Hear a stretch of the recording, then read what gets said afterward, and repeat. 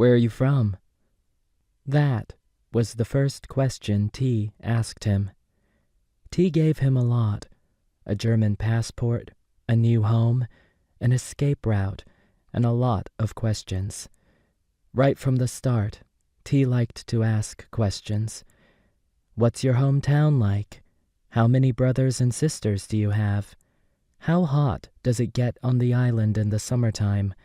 Are there cicadas? What about snakes? What do the trees look like? What are they called? Are there any rivers? What about canals? When is the rainy season? Are there ever any floods? Is the soil fertile? What all gets planted? Why can't I accompany you to your father's funeral? Why go home? Why not go home?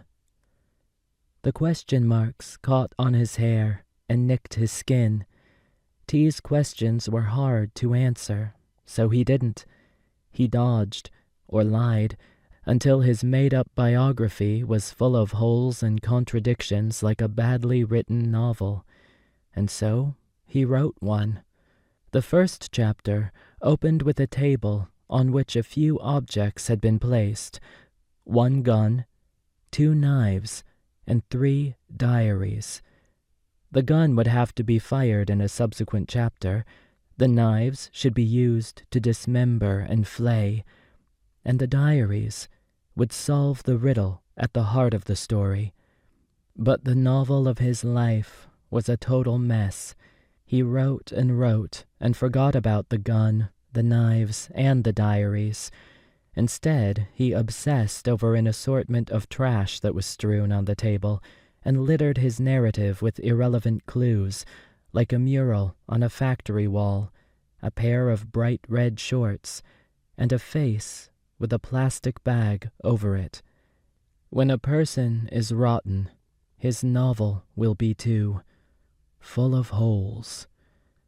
He was a guy who was all holes from his mouth on south, holes he stuffed with everything he didn't want to talk about, all the incidents that had made a mess of his memory and which he claimed to have forgotten.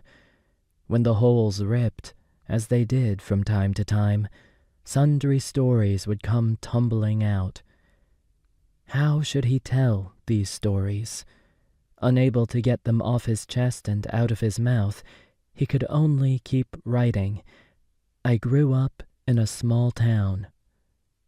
A rural backwater in central Taiwan, his hometown was first settled by immigrants from Guangdong province in China early in the 19th century.